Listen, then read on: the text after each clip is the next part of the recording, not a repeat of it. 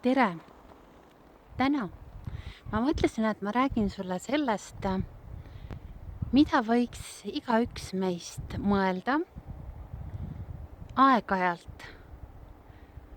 Nimelt võiks teha inventuuri selle kohta, kas see, mida me teeme, mis on meie ümber, kellega me suhtleme, kas see teeb meid õnnelikuks või pigem vastupidi. Ei ole elus palju asju, mis inimese õnnelikuks teevad otseselt. Pigem on kunst osata need asjad leida ja seda tuleb pidevalt viljeleda.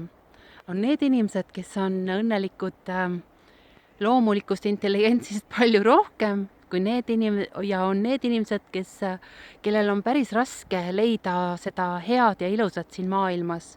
See on väga tihti ka sünniga juba kaasa antud, see meie nii-öelda õnnelikkuse tase, millega me siia ilma sünnime. Aga seda, et inventuuri teha, seda saame me ju kõik teha. Inventuur, siis oma suhteinventuur, oma koduinventuur, oma mõtete inventuur, selle võiks teha kohe teadlikult. Ja siit sulle üks mõte, et mõtle selle peale, millised tegevused sind õnnelikuks teevad ja millised tegevused sulle energiat annavad ja millised tegevused sind pigem vastupidi teevad õnnetuks ja sinult energia ära võtavad. Proovi siis minimeerida neid, mis sulle energiat ei anna ja maksimeerida neid, mis sulle energiat annavad. Sama tee oma kodus. Vaata ümberringi ja vaata, millised asjad sinu ümber sind õnnelikuks teevad, aga millised asjad sulle pidevalt jalgu jäävad ja sind õnnetuks teevad või tuletavad sulle meelde emotsioone ja mälestusi minevikust, mida sa ei tahaks korrata. Üks teaduslikult kindlaks tehtud asi on see, et nimelt meil on päris raske luua uut tulevikku. Sellepärast, et me kipume tulevikku looma mineviku baasilt. Seega me kordame kogu aeg täpselt seda sama emotsiooni ja tunnet ja tegevust, mis me tegime minevikus. Nii et selle tuleviku teadlik loomine ei olegi nii kerge protsess. Vaata ringi, millised asjad sinu kodus meenutavad sulle selliseid hetki, mida sa oma tulevikku ei taha, mida sa oma olevikku ei taha ja lihtsalt korista nad ära. Siia video alla panen ma väikse lingi väiksele artiklile, mis mulle väga meeldib ja kus on kirjutatud sellest, kuidas on võimalik näiteks 30 päeva harjutust teha ja saada paljudest asjadest vabaks.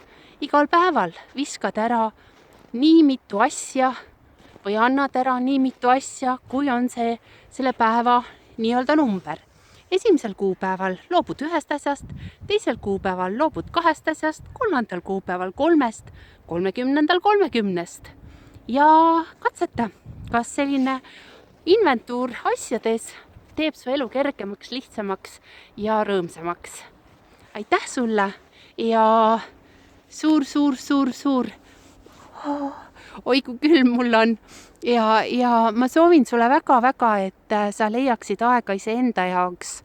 Selle kohta on üks väga tore lugu sellest, kuidas üks mees suure aktiivsusega saagis muudkui puid ja naaber aknast vaatab, et näed, naabrimees muudkui saeb ja saeb juba mitmendat päeva ja ise tal endal on saag täiesti nüri, täiesti tühja töö. Läheb siis, ütleb naabrimehele, et kuule naabrimees, et mine linna, terita saag ära. Ei saa minna, tööd on vaja teha, saagida on vaja. Oli vastuseks. Võta sina aeg, et saagi teritada. Kõike head sulle. Kohtumiseni!